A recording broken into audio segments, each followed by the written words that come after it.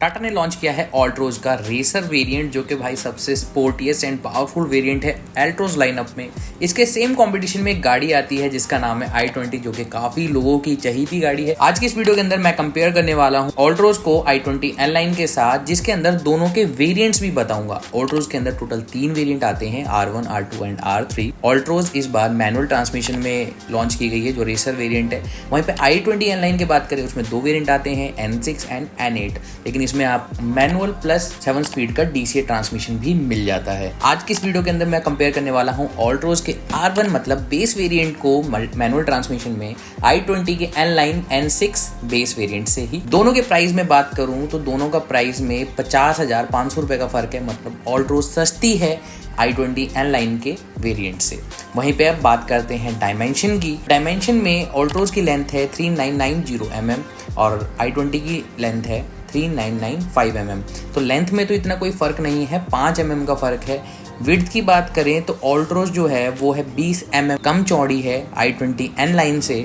Height की बात करें तो ऑल्ट्रोज 18 mm ज़्यादा ऊंची है i20 N-Line से। वहीं पे सबसे ज़्यादा फर्क आता है व्हील बेस के अंदर। ऑल्ट्रोज के अंदर 79 mm का कम व्हील बेस मिलता है अगर हम उसे कंपेयर करें i20 N-Line में मिलने वाले व्हील बेस से। तो दोनों के ग्राउंड क्लियरेंस के अंदर भी 5 mm का फर्क है। ऑल्ट्रोज की ग्राउंड क्लियरेंस 5 mm कम है i20 N-Line से। वहीं बूट स्पेस की बात करूं तो आपको ऑल्ट्रोज के अंदर 345 लीटर का बूट स्पेस मिलता है और वहीं i20 N-Line के अंदर आपको 311 लीटर का बूट स्पेस मिलता है। तो डायमेंशन का वर्डिक्ट ये है कि i20 लेंथ में भी ज़्यादा है, विड्थ में भी ज़्यादा, व्हील बेस में भी ज़्यादा है और ग्राउंड क्लियरेंस में भी ज़्यादा है। तो आपको i20 के अंदर बेटर कैबिन स्पेस मिलेगा, पिछली सीट पे भी अच्छा खासा स्पेस देखने को मिल जाएगा। तो डायमेंशन में तो i20 जीत गई है। अब बात करते हैं सबसे मेन टॉपिक की, वो है इंजन।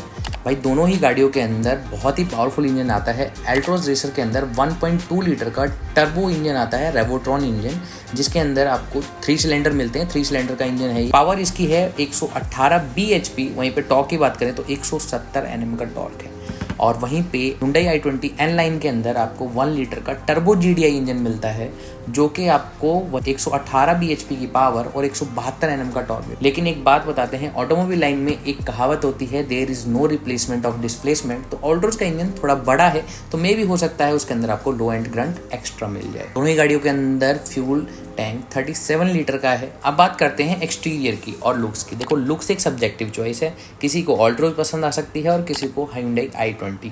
तो इस पे अपनी अपनी सबकी अलग राय होती है। लेकिन हाँ, एक्सटीरियर में मिलने वाले फीचर्स से हम ये अंदाजा लगा सकते हैं कि कौन सी गाड़ी वैल्यू फॉर मनी प्रोडक्ट है या नहीं है। तो सबसे पहले बात करूंगा मैं DRL की। ऑल्ट्रोज के रेसर R1 वेरिएंट के अंदर आपको DRL मिल जाएंगे, LED DRL। वहीं Hyundai i20 N-Line के N6 वेरिएंट के अंदर कोई भी DRL आपको देखने को नहीं मिलेंगे।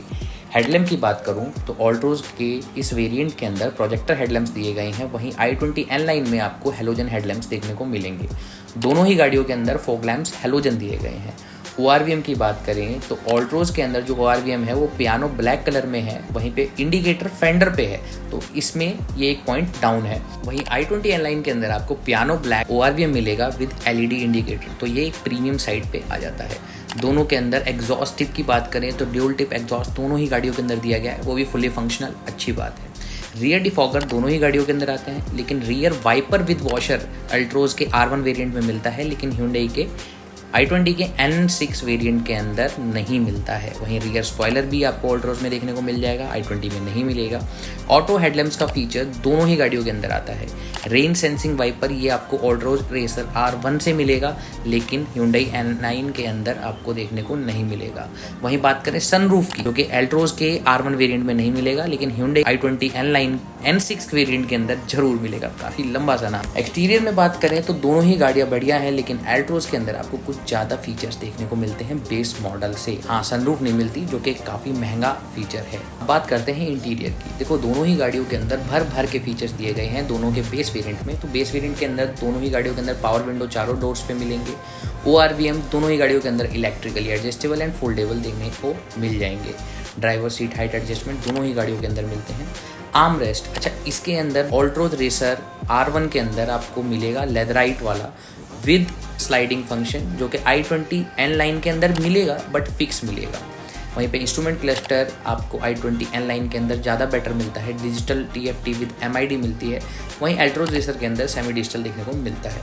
इंफोटेनमेंट के अंदर एल्ट्रोज रेसर में आपको 10.25 इंचज़ का हरमन द्वारा पावर्ड आपको इंफोटेनमेंट सिस्टम देखने को मिल जाएगा। वहीं पर Hyundai i20 N लाइन के अंदर आपको 8 इंच वाला मिलेगा N6 वेरिएंट में। दोनों ही गाड़ियों के अंदर 4 स्पीकर और 4 ट्विटर दिए गए हैं। दोनों ही गाड़ियों के अंदर AC ऑटोमेटिक दी गई है। क्रूज कंट्रोल दोनों ही गाड़ियों के अंदर मिलता है। रियर AC वेंट भी दोनों गाड़ियों के अंदर है। कूल्ड ग्लब बॉक्स ये आपको Hyundai i20 N लाइन के N6 वेरिएंट में मिलता है। वहीं पे एम्बिएंट लाइट आपको एल्ट्रोज में मिलती है, लेकिन Hyundai i20 N लाइन के N6 वेरिएंट के अंदर नहीं मिलता है। तो इंटीरियर के अंदर भी दोनों ही गाड़ियाँ कांटे की टक्कर दे रही है, लेकिन अल्ट्रोज में 1-2 फीचर आपको एक्स्ट्रा देखने को ही मिल जाते हैं। अब बात करते हैं सेफ्टी की। सेफ्टी बहुत बड़ा कंसर्न है। दोनों ही गाड़ियों के अंदर 6 air bag as a standard मतलब बेस वेरिएंट से आते हैं। मतलब इसका R1 और उसका N6 दोनों ही वेरिएंट के अंदर आपको 6 एयर बैग मिलेंगे। TPMS दोनों ही गाड़ियों के अंदर देखने को मिल जाएंगे। इलेक्ट्रिकली स्टेबिलिटी कंट्रोल दोनों ही गाड़ियों के अंदर मिल जाएंगे। ABS विद EBD दोनों ही गाड़ियों के अंदर मिल जाएंगे। हिल होल्ड असिस्ट दोनों ही गाड़ियों के अंदर मिलेंगे। पार्किंग सेंसर विद कैमरा दोनों ही गाड़ियों के अंदर मिलेंगे। DRVM ये driver rear view monitor system होता है, जो कि सिर्फ Hyundai के अंदर मिलेगा। एल्ट्रोज में ऐसा कोई फीचर्स देखने को नहीं मिलता है। वहीं पे 3-point seat belt for all seat दोनों ही गाड़ियों के अंदर है। Seat belt pre tensioner with load limiter सारी सीटों के लिए ये भी दोनों ही गाड़ियों के अंदर देखने को मिल जाएंगे। अब बात करते हैं ब्रेकिंग की, कि ब्रेकिंग बहुत ही ज़्यादा स्ट्रॉन्ग होनी चाहिए। अगर इतना पावरफुल इंजन है तो वहीं Hyundai i20 N लाइन के अंदर आपको 4 पहियों में डिस्क ब्रेक मिलेगी। वहीं पे एल्ट्रोज के अंदर सिर्फ फ्रंट में 2 पहियों के लिए डिस्क ब्रेक मिलती है। लेकिन आपको एक चीज़ और देखनी पड़ेगी कि एल्ट्रोज जो है वो अपने नॉर्मल प्लेटफॉर्म पे ही बेस्ड है, जो कि ग्लोबल NCAP के अंदर 5 स्टार सेफ्टी रेटेड के साथ आता है। Hyundai i20 अपने नॉर्मल वेरिएंट की बात करें तो उसने 3 स्टार स्कोर किए हैं। तो सेफ्टी के मामले में कहीं ना कहीं एल्ट्रोज आपको ज़्यादा सेफ फील कराएगी इस मामले में। तो पूरे इस वीडियो का वर्डिक्ट ये है कि टाटा ने जो ये नया इनिशिएटिव लिया है एल्ट्रोज रेसर के साथ, ये Hyundai की i20 N लाइन से काफ़ी बेस्ट प्रोडक्ट है, वो भी कम रेट के अंदर। आपको क्या लगता है, आपकी कौन सी पसंद की गाड़ी है, टाटा एल्ट्रोज रेसर या फिर Hyundai i20 N line? Comments में ज़रूर बताएं। और चैनल सब्सक्राइब नहीं किया तो चैनल को ज़रूर सब्सक्राइब कर ले, बेल आइकन को ज़रूर दबा दें।